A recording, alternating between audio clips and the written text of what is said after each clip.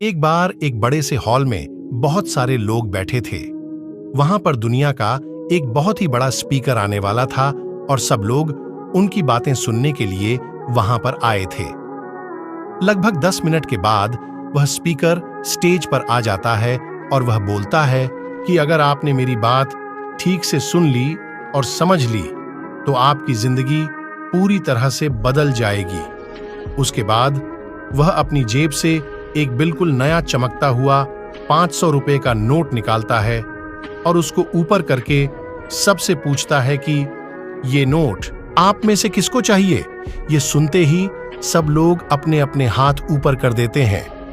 वह स्पीकर बोलता है कि ये नोट मैं आप में से किसी एक को दूंगा, लेकिन इसके लिए आपको थोड़ा वेट करना होगा।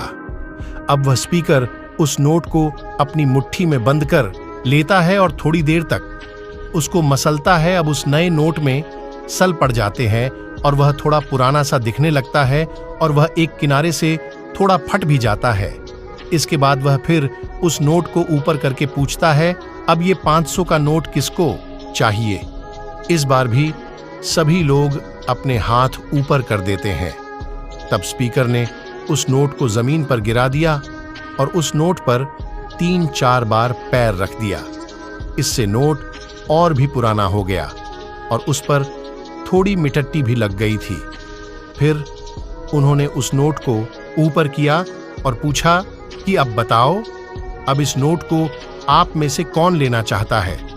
और इस बार फिर सब के सब ने अपने हाथ ऊपर कर दिए।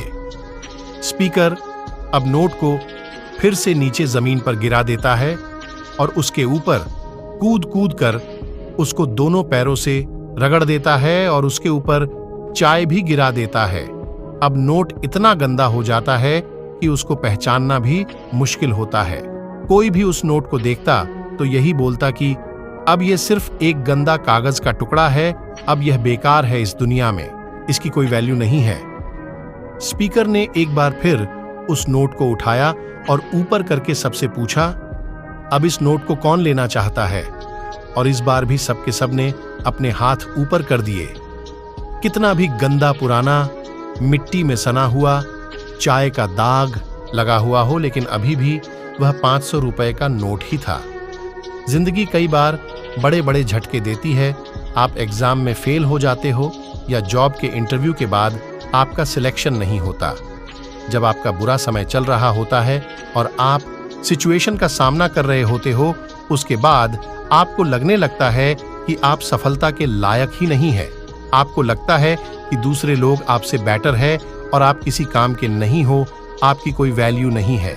हमेशा याद रखो, इससे कोई फर्क नहीं पड़ता कि आपने कितनी बार सिचुएशन का सामना किया है, आप जिंदगी में कितनी बार फेल हुए हो, आपकी वैल्यू हमेशा वही रहेगी जो पहले थी आपके पास।